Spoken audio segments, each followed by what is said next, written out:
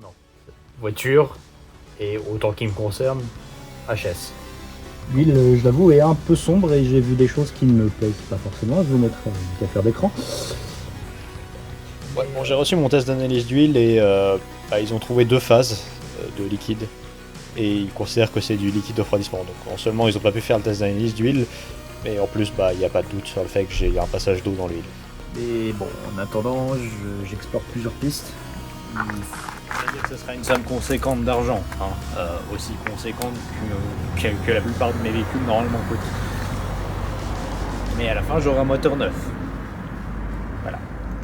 Je vous en dis pas plus pour l'instant, c'est encore en réflexion.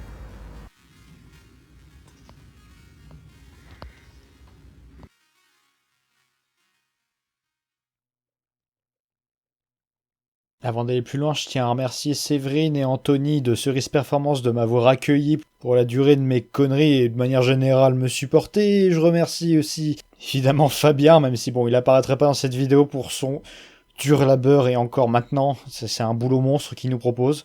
Donc voilà. On est aujourd'hui chez Fabien. Donc Fabien qui est spécialiste Renault et Alpine.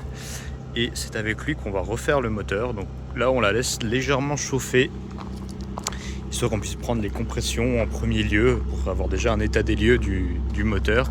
Et après donc on va faire tomber tout le berceau. J'essaie de vous en filmer un maximum. Alors pour des raisons d'anonymat, je ne vais pas trop filmer Fabien. Voilà, c'est son choix, donc je le respecte. Mais voilà, on va essayer de filmer un maximum d'informations et de montrer un peu la démarche. Le but c'est aussi de documenter, de refaire ce moteur, hein. Donc voilà la décision que j'ai prise, c'est refaire le moteur. Donc là on commence petit à petit et on va déjà commencer par le démontage. Allez. Voilà, quand même, la première étape pour nous c'était de prendre les compressions, de savoir où on allait et surtout l'état du moteur. Parce que si on a déjà un cylindre qui est un HS, ça donnerait un assez bon ordre d'idée sur les pièces à changer. Spoiler, c'est la merde dans tous les cas.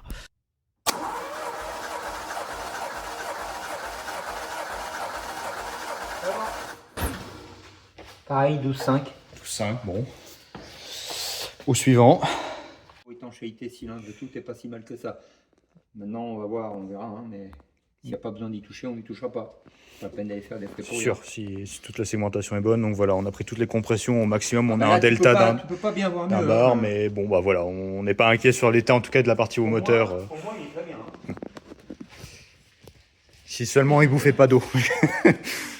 Comme l'a dit Fabien, on n'est pas si mal. Le problème, c'est les valeurs. Vous noterez que pied au plancher, on gravite entre 13,5 et 14,5, ce qui donne un delta d'un bar. C'est pas trop mal. Ce qui est plus inquiétant, c'est les valeurs. En fait, on approche des 14 bars, et ce moteur, bon, même si je n'ai pas trouvé de valeur exacte, normalement est donné entre 10 et 12 bars. Je pense que ça donne déjà un ordre d'idée sur peut-être l'un des problèmes. Mais je vous laisse deviner en commentaire. De nouveau sur un pont. Bon. En tout cas, il y a un truc qui fuit, je crois que c'est la boîte. Oui, c'est la boîte. Chie, bah c'est par les cardans que chie. Ouais. Ou par le joint de spi, un des deux. La position, mais bon. Ce que je te disais, le berceau il est clean, hein, franchement. Hein.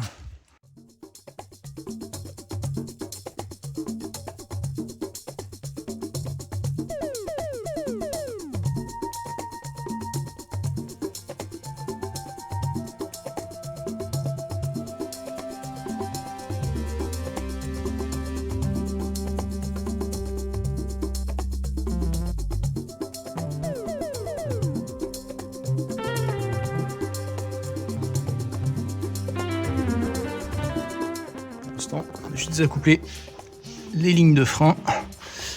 Ça commence. Et sorti les vis de cardan.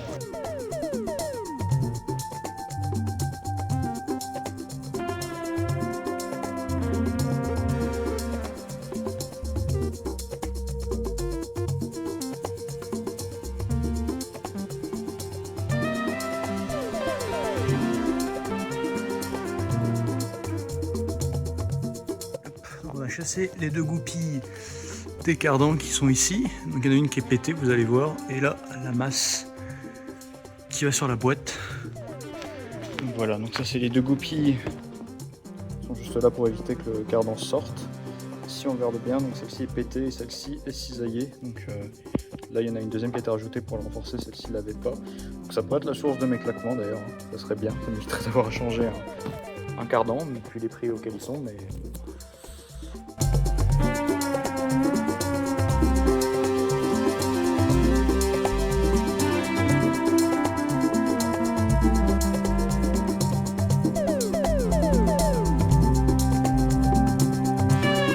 On a sorti les cardans, pratiquement les deux descentes. Il reste que le silencieux à tomber, les deux pare-chaleur, déconnecter les durites et la tringlerie de boîte qui arrive ici. Et on sera tout bon en fait. Il y a 6 vis ici. Là, une en haut ici, 2 ici. Et on peut faire tomber donc tout l'ensemble. Hein. Tout est défait. Plus qu'à enlever les 6 vis qui tiennent le berceau.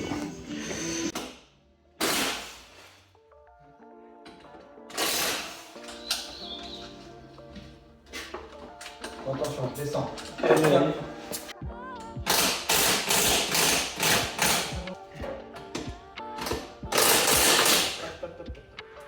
Bon bah tu veux y aller, ça bouge pas.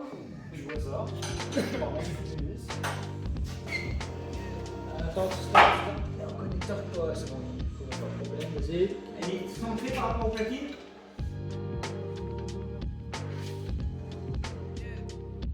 L'étape du départ, on est bien, hein. On est la plus possible, mais après on sera posé sur le carter. Voilà, tu peux t'arrêter là. Allez, posez là. Allez, elle est posée. Faut juste espérer qu'elle passe pas dès qu'on a enlevé le poids à l'arrière. C'était des fous. Nickel.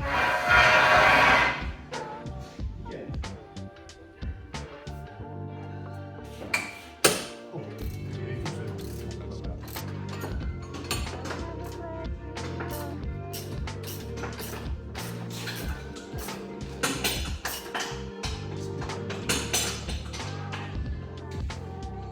C'est là que j'étais ultra content de voir que mon Google Pixel 8 a décidé d'arrêter de filmer. En fait, du coup, j'ai raté la partie la plus intéressante.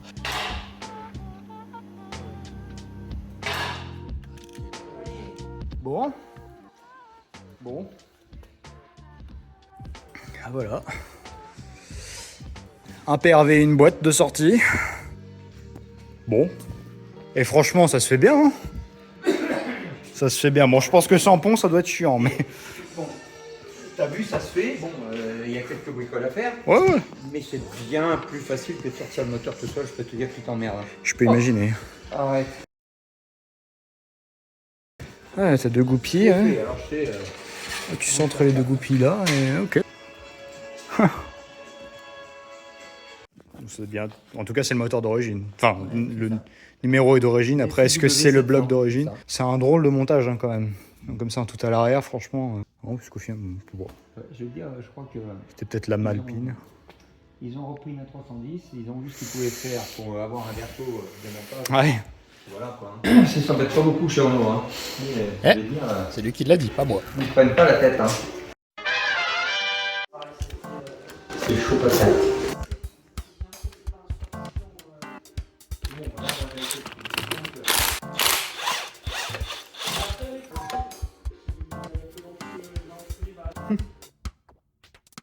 L'allumage qui fait pop, pop, pop, pop, pop, pop, pop, pop, pop. Il n'y a plus d'allumage avec le batterie.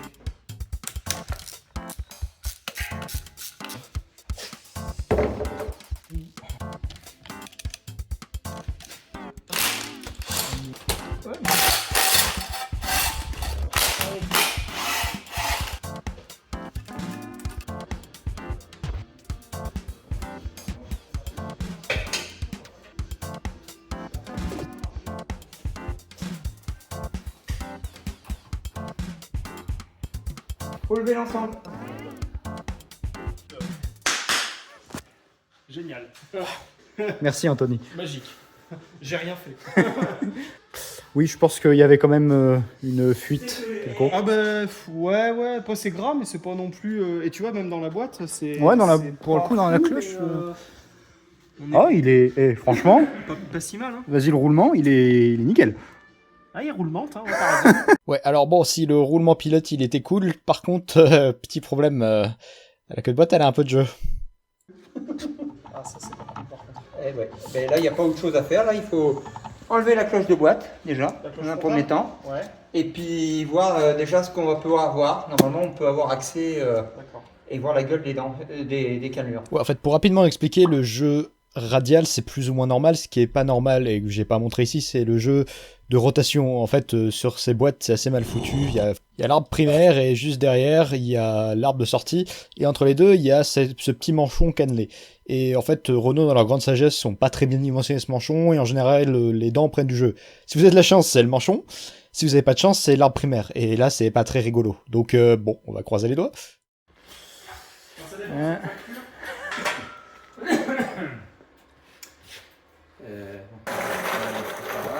J'essaie de me rendre utile. Voilà, je filmais pas, je prenais des photos. Ah mince. Tu sais, les gros plans, j'aime bien. Ouais, les gros plans que t'aimes bien faire. Oui. Bah voilà, il est là, et on va le vidanger. Et après ça, je suis allé faire un truc incroyable qui s'appelle dormir. Bon, c'était de courte durée, malheureusement, mais c'était suffisant pour reprendre le lendemain matin.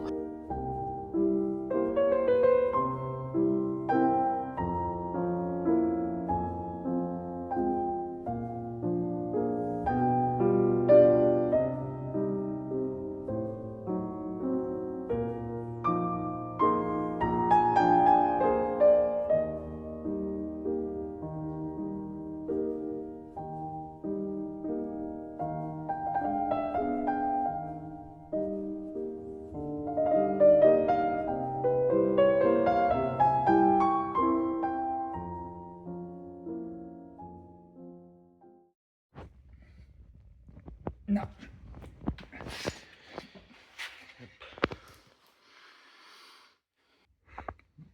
Celle-ci tournait un peu plus pauvre, j'imagine, mais. Ouais.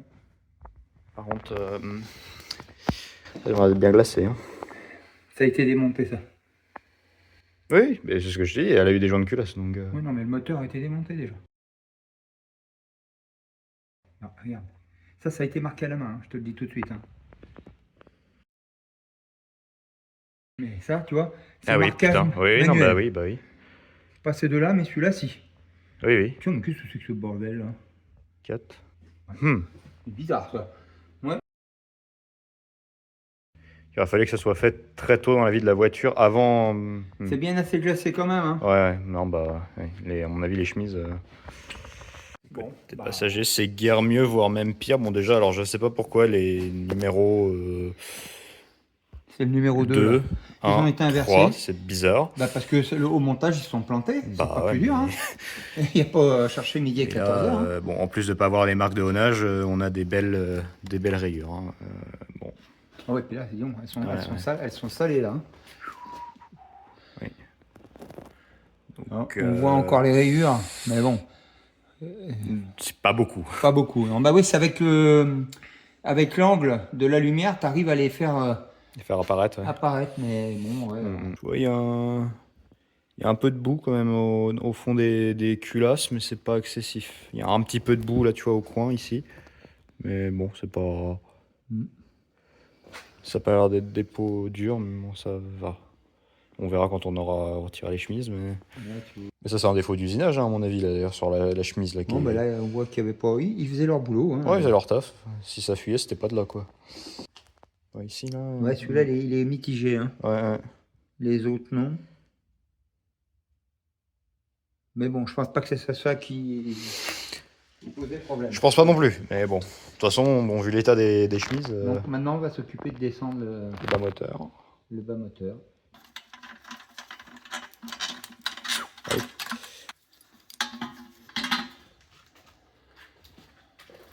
Non, pas décalé. Ouais. En fait, on avait un petit débat, c'était de savoir si le Z6W est en maneton décalé ou pas. Regarde. Et visiblement, ça dépend des années, mais celui-ci ne l'est pas. Bon, écoute, il n'est pas décalé. Voilà, demi-carter retiré. Bon, en soi, ça se fait bien, honnêtement. Enfin, il n'y a rien qui était trop collé ni quoi que ce soit. Bien un classique. C'est la version donc turbo qui ont probablement hérité du coup uniquement du maneton décalé, même s'il doit y avoir des versions avec. Mais Bon, il y a quand même une zone d'ombre en fonction des années, des machins. C'est... Donc là, on va s'attaquer à inspecter les paliers. Et on va espérer qu'elles soient en meilleur état que les chemises, quoi, parce que... Bon, déjà, celui-là... ouais. Par contre, C'est normal ça. c'est normal. Ah oui, c'est par rapport à la zone d'huile. Ouais, Parce que tu vois, ça suit le deuxième Ah, oui. coussinet Ah qui oui, est oui, dedans. ok. Donc ouais, ça c'est pas. C'est pas, ça te choque pas? Non. Ouais.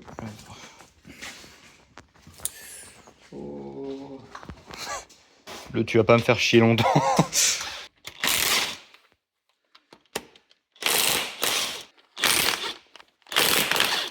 Ouais, la chemise s'est décollée. Bon, on chiera pas à la défaire, je la tiens. Bon. Allez, tu fais tout descendre. Le moteur est entièrement à nu, le vilebrequin est sorti. Les pistons et les chemises sont sur la table. Et j'ai un palier vilebrequin dans la main qui, bon, bah, voilà, ça reflète un peu l'état. Celui-ci, c'est apparemment le pire du lot. Ce que Fabien me dit, lui, il est un peu brillant à ce niveau-là. On voit qu'il a le plus travaillé, mais bon, tout le bas moteur était globalement en excellent état pour le kilométrage. Donc il n'y a pas... Voilà, on n'est pas... En tout cas, on n'est pas inquiet à ce niveau-là. Il n'y a rien un truc là. On va mesurer. Hein, mais... Si déjà on n'a pas besoin de refaire le vilebrequin, moi ça me va. Parce que... Puis l'intérieur du bloc, c'est les parties qui s'usent le plus sur les PRV. Bon, bah, On a un peu de boue, mais bon. Celui-là devait faire étancher. Ouais, je pense que c'est, tu vois, je pense que c'est de là qu'il prenait de l'eau. Hein. On voit qu'il y a de la flotte qui passe, ouais. Les autres étaient à peu près plus étanches, Bon, mais celui-là, là, on voit où ça va rentrer. Ouais. On n'a pas fait ça pour rien. Fais une photo de ça. Ouais. On va regarder l'autre côté. Parce que là, tu vois, il y avait un peu de boue. C'est le seul, ce côté-là, ouais. Mais après, bon, j'en ai vu qui était rempli jusqu'ici de, de crasse sur les... Pareil, celui-ci.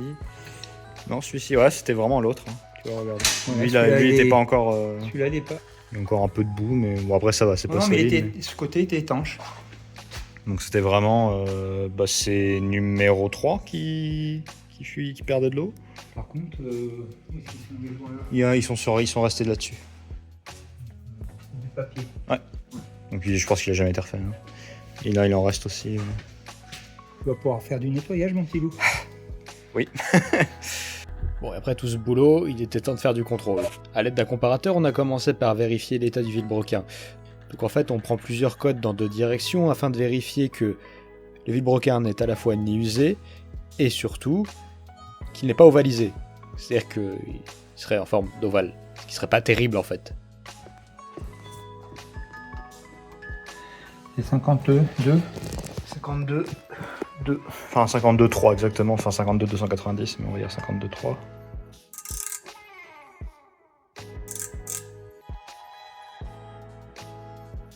Non, code d'origine, c'était bon. Ok, La super. 58, là, bon, ça va. Tu vois, il te la donne à jusqu'à... Bah après, on est dans... on est dans un le... petit centième qui se balade. Donc, t'es dans la tolérance origine. Bon.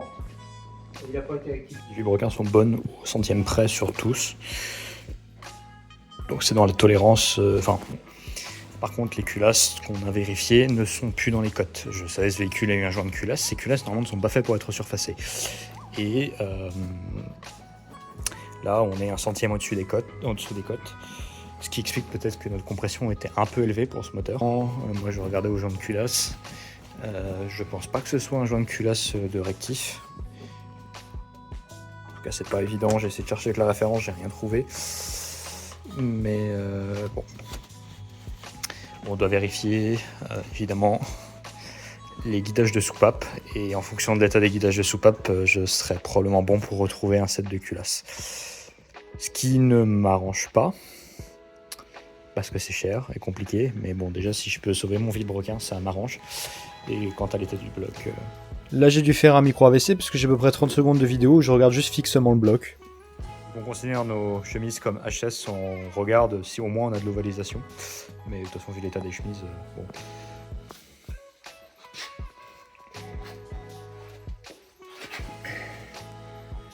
Oh, il y a un petit 5 microns qui se balade pour celle-là. Est-ce que ça amplifie sur la course? Visiblement pas. Pas plus que ça. Pour info, pour ceux qui n'auraient pas trop d'ordre d'idée, un cheveu humain c'est à peu près 80 microns. Ah, c'est dommage qu'elle soit Autant oreille, vous il faut dire que 5 microns c'est négligeable. c'est dans les codes, quoi. C'est un micron qui se balade. Comme pour l'autre. Ça reste toi raisonnable. Hein. Et si vous verrez plus en détail dans la vidéo suivante, on a quand même essayé d'enlever la cloche de boîte juste pour avoir un ordre d'idée de l'état général des choses. Il n'y a pas grand chose à voir cependant. Je pense que c'est le joint qui le colle. Ou alors elle est en appui dessous. Ah voilà, c'est bon. Les vis qui étaient pas défaits. Ouais, tombe pas plus bas.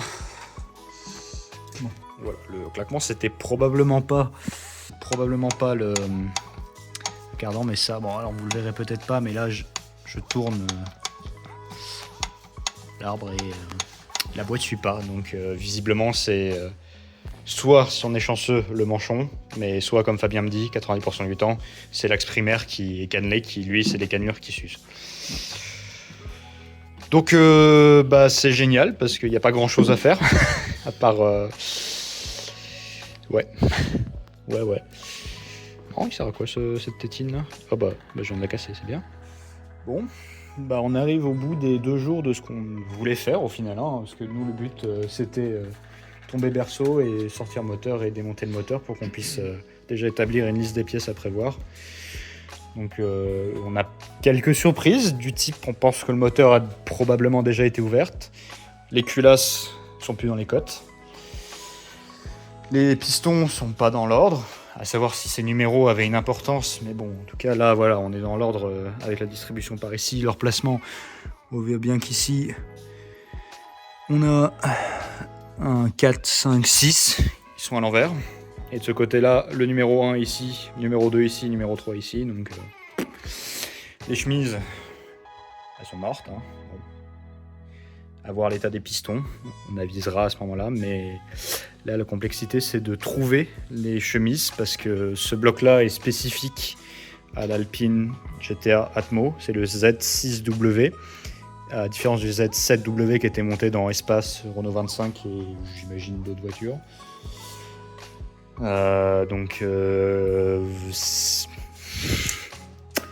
On trouve les chemises pour les Z7W à prix raisonnable, les Z6W c'est une autre affaire. Donc si, éventuellement, je sais pas si cette vidéo sortira avant qu'on ait commandé les pièces ou non.